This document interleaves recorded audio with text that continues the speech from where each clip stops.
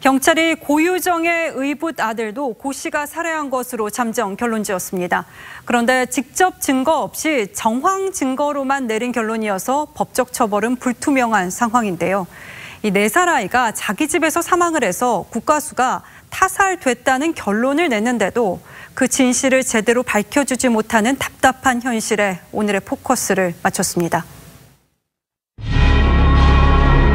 지난 3월 2일 오전 만 4살 A군은 코로 피를 흘린 채 숨져 있었습니다.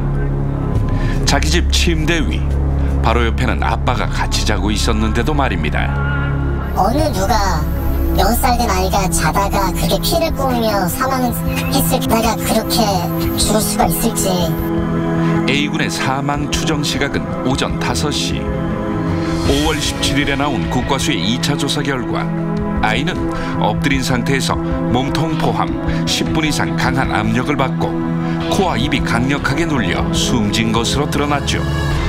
고유정 측은 아이가 숨진 건 함께 자던 아빠가 아이에게 다리를 올렸기 때문이라 주장하고 있지만 얼굴을 눌러가지고 코와 입이 막혔다.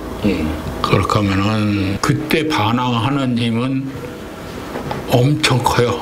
발이 올라와서 죽었다. 이렇게 얘기하기엔 곤란해요. 타살 가능성이 크다는 얘기인데 내부적으로 경찰은 고유정을 범인으로 잠정 결론 낸 것으로 알려졌습니다. 경찰이 고유정을 의심하는 이유는 크게 2가지입니다.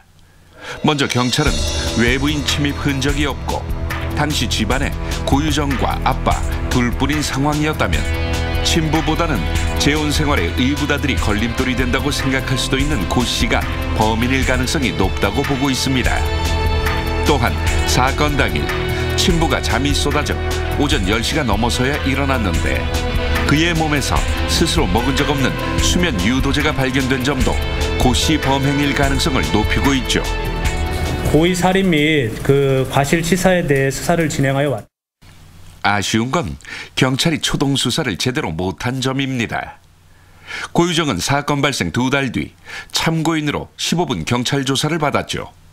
이후 타살이 의심된다는 2차 부검 결과가 5월 17일 나왔지만 이날 고유정은 경찰 조사는커녕 8일 뒤 제주도에서 전 남편 살해했을 졸피뎀을 구하고 있었습니다.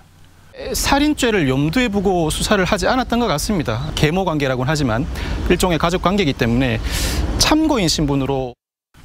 만약 경찰이 전 남편 살해 전 고유정을 조사했다면 전 남편분 살해 안 했습니다.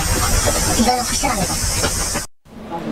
경찰은 그러나 고유정의 인권을 얘기했습니다. 고유정의 혐의를 빨리 경찰이 인지를 했더라면 개인적 인권의 보호를 받아야 되잖아. 그럼 그런 이 애 죽은 거에 대해서 그럴 만한 저기가 진술이나 증거를 포착되지 않은 상태에서 4살 나이의 억울한 죽음이 제대로 밝혀지지 않은 채 그렇게 우리 기억에서 사라져버리는 건 아닌지.